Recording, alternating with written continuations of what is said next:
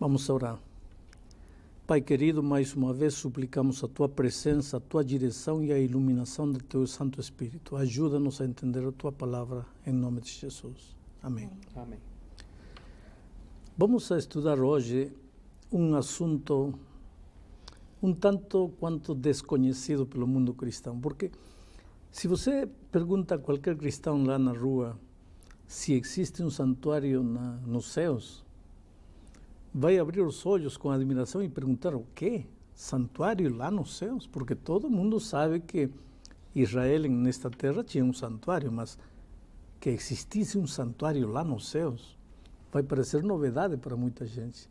No entanto, quero ler Hebreus 9, 23 para mostrar que a Bíblia é contundente ao afirmar que existe um santuário lá nos céus. Diz assim: era necessário, portanto, que as figuras das coisas que se acham nos céus, versículo 24, porque Cristo não entrou em santuário feito por mãos, figura do verdadeiro, porém no mesmo céu, para comparecer agora por nós diante de Deus. Cristo não entrou em santuário feito de mãos. O santuário de Israel nesta terra foi um santuário feito por mãos humanas. Mas Cristo não entrou neste santuário feito por mãos humanas. Cristo entrou num outro santuário, no santuário verdadeiro. Diz, entrou no santuário celestial, no santuário dos céus, para comparecer agora por nós diante do Pai, para interceder por nós diante do Pai. Interessante que a Bíblia não só nos fala de um santuário, sino nos fala de Cristo como um sacerdote, como um intercessor entre nós e o Pai. No mesmo livro de Hebreus, capítulo 7, versículo 26, diz assim: com efeito, nos convinha um sumo sacerdote como este, santo, inculpável, sem mácula, separado dos pecadores e feito mais alto do que os céus. Quer dizer, os sacerdotes de Israel, eles todos os dias tinham que oferecer sacrifício, primeiro por seus pecados, porque eram seres pecadores humanos, e depois ofereciam sacrifício pelos pecados das outras pessoas. Cristo não. Cristo não tinha pecado em si, portanto, ele é um sacerdote perfeito, sem culpa, sem mácula, e ele, como sacerdote nosso, trabalha em nosso favor diante do Pai lá no santuário celestial. Agora, Deus deu a Israel uma ordem, e essa ordem está registrada aqui em Êxodo capítulo 25, versículo 8. A ordem diz: e me farão um santuário para que eu possa habitar no meio deles. Me farão um santuário. Aqui encontramos o primeiro propósito da existência do santuário. Deus é um Deus que quer ter um relacionamento pessoal com seus filhos, com suas criaturas. Deus não quer ser um Deus alheio, distante. Ele quer chegar perto, quer chegar próximo, quer estar em meio das suas criaturas. Queria estar em meio do povo de Israel e por isso disse: far-me-ão um santuário e eu habitarei em meio deles. Agora, de que maneira, de que forma seria esse santuário? No mesmo capítulo 25 de Êxodo, no versículo 40, Deus dá a instrução a Moisés, diz: vê, pois, que tudo faças segundo o modelo que te foi mostrado no monte. Quer dizer, no Monte Sinai, Deus mostrou para Moisés o santuário celestial, aquele santuário que não foi feito com mãos humanas, e deu-lhe a ordem: far-me-ão um santuário nesta terra, mas vão a seguir as instruções que estou te dando, vão a seguir o modelo que estou te mostrando. Então Moisés transmitiu o modelo para os construtores aqui na terra, e os israelitas, pois, prepararam o santuário celestial, onde Deus mostrava seu plano de salvação para o ser humano. E aqui vem o segundo propósito do santuário. Porque o primeiro propósito do santuário é: Deus quer morar entre suas criaturas, entre seus filhos. Por isso, há um santuário. Segundo propósito do santuário: Deus quer mostrar de maneira prática o plano da salvação para seus filhos. Por isso, os israelitas, cada dia, quando iam levando um cordeiro, E o sacerdote sacrificava o cordeiro, e o sangue do cordeirinho molhava o chão.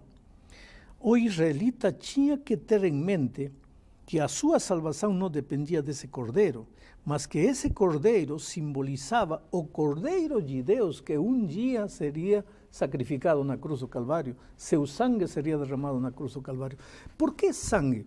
Sabe, porque aqui o próprio autor de Hebreus, no capítulo 9, versículo 22, diz: com efeito, quase todas as coisas, segundo a lei, se purificam com sangue, e sem derramamento de sangue não há remissão de pecado.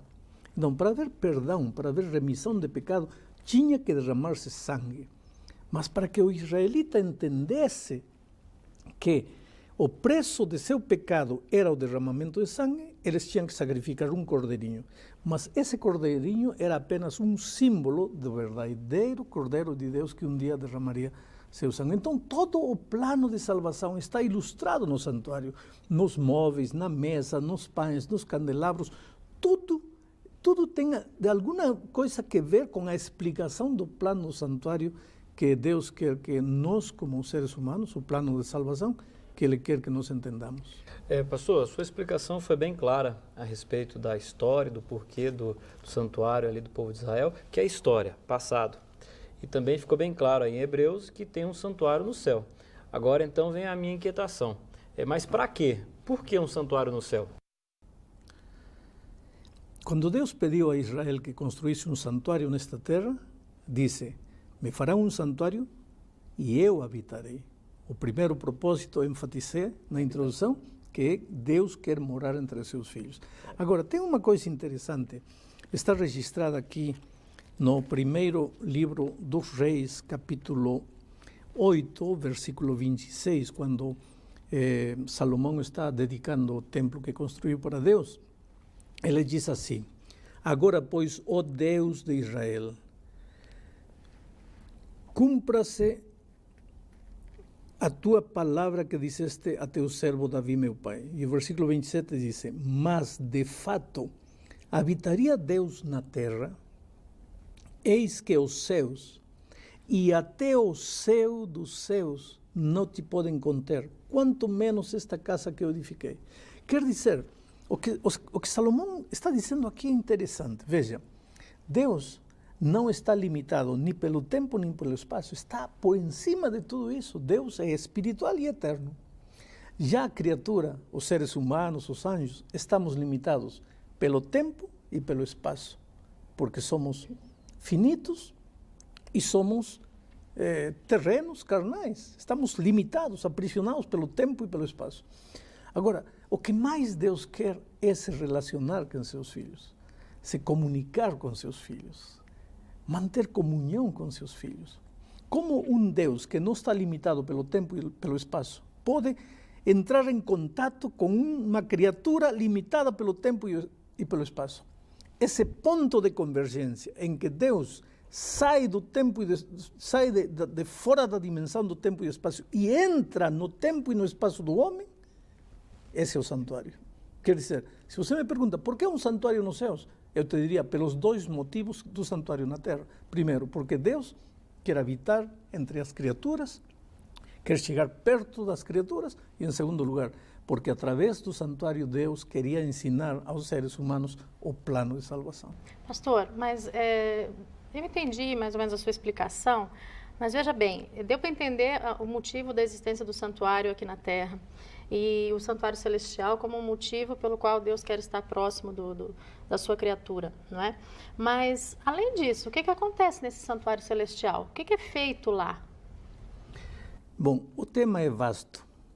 20 minutos não daria para explicar tudo isso. Acontece que, se nós lemos o capítulo 9 de Hebreus, vamos ver o que acontece lá nos céus.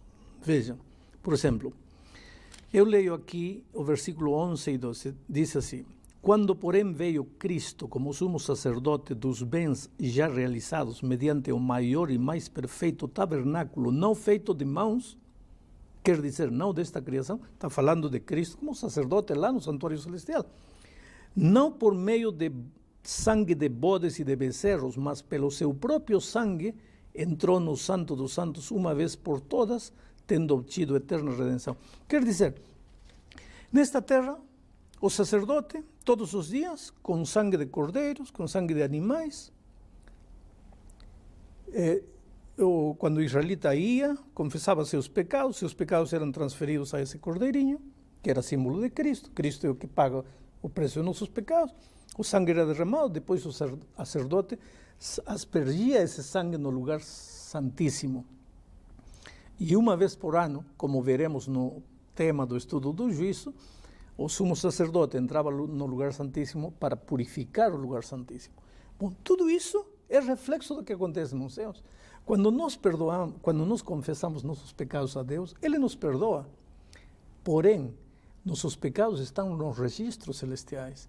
E assim como o sumo sacerdote entrava uma vez por ano para purificar o lugar santíssimo no santuário terrenal, lá nos céus, de acordo com a palavra de Deus, também o sacerdote entrará uma vez definitivamente. Nesta terra era uma vez cada ano, lá nos céus, uma única vez, para Cristo purificar o santuário celestial de todos os pecados. Mas, pastor, da humanidade. Com essa sua explicação, o senhor me faz questionar mais uma vez a necessidade da existência do santuário celestial, né? Porque se ele existe também como um arquivo, um registro, né, dos nossos pecados, enfim, Deus não é onipotente, onisciente, onipresente, Ele não sabe todas as coisas, não é? Para que esse registro dos nossos pecados no céu? O problema de Deus é que como fazer entender à criatura finita as coisas infinitas? Claro que Deus tem memória, Deus tem uma mente prodigiosa, Deus lembra cada pecado, a que hora, com quem, quando, lembra tudo. Exatamente. Só que o ser humano com sua mente finita, ele precisa saber que há um registro.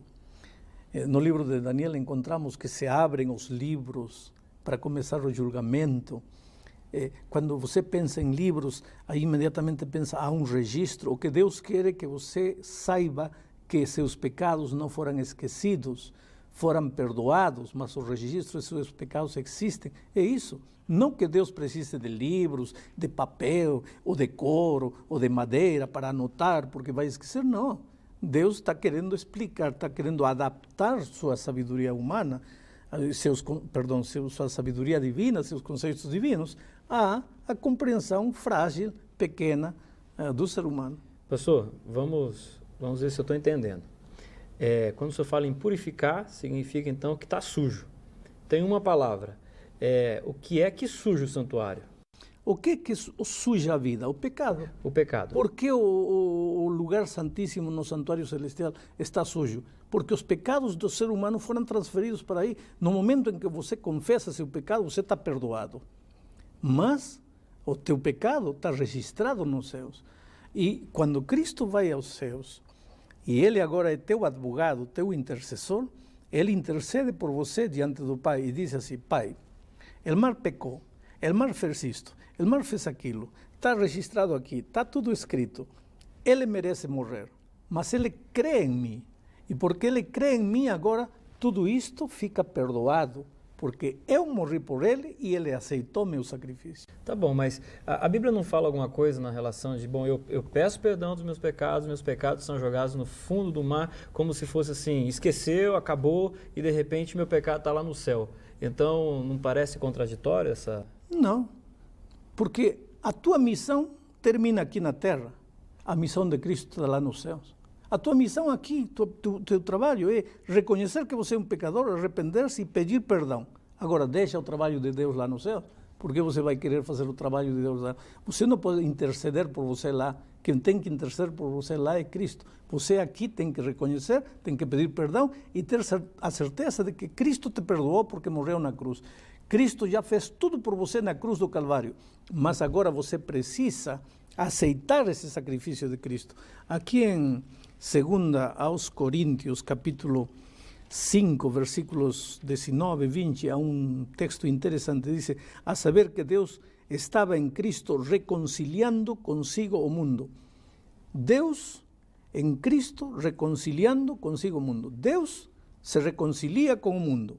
Mas agora no versículo 20, na última parte, diz, em nome de Cristo, pois rogamos que vos reconcilieis com Deus. Há duas coisas. Cristo já fez tudo para reconciliar Deus contigo. Agora você precisa reconciliar-se com Deus. E isso você faz através da confissão, do reconhecimento, do arrependimento, da confissão de seus pecados, e Deus então te perdoa. Porém, esse trabalho de intercessão em teu favor, esse trabalho de apresentação de teu nome a Deus, dizendo que você aceitou reconciliar-se com Ele, esse trabalho é feito por Cristo, Pastor, lá no Santuário Celestial. Pastor, uma dúvida que agora o senhor me levantou. É o seguinte, o senhor está o tempo todo afirmando que Cristo é o nosso intercessor, então lá temos que confessar os pecados e Cristo está intercedendo por mim diante do Pai. Isso significa que eu não preciso confessar os meus pecados para ninguém aqui na Terra? Não, aqui na Terra precisa confessar os seus pecados a Deus, não a um ser humano. Nenhum ser humano tem Pastor, capacidade... um padre, um líder religioso? Absolutamente. Nenhum ser humano tem capacidade de perdoar você, porque nenhum ser humano é isento de pecado.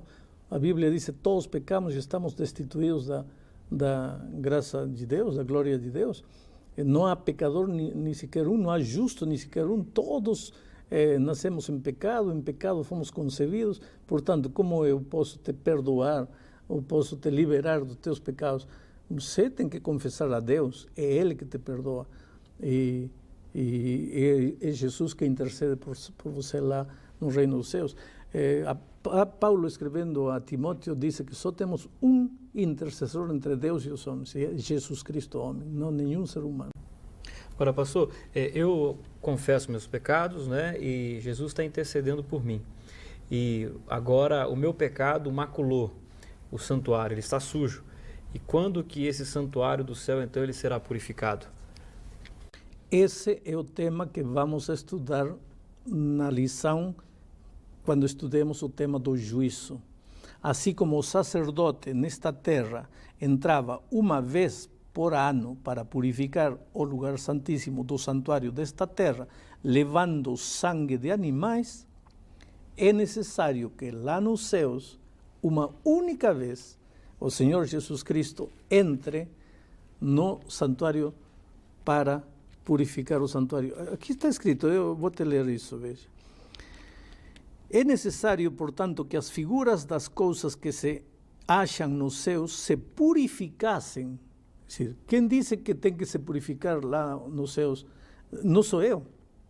É a Bíblia. Diz, era necessário, portanto, que as figuras das coisas que se acham nos céus se purificassem com tais sacrifícios.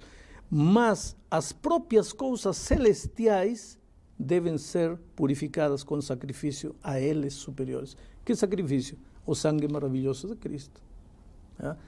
Diz assim, nem ainda, diz o versículo 26, ora, neste caso seria necessário que Jesus tivesse sofrido muitas vezes desde a fundação do mundo.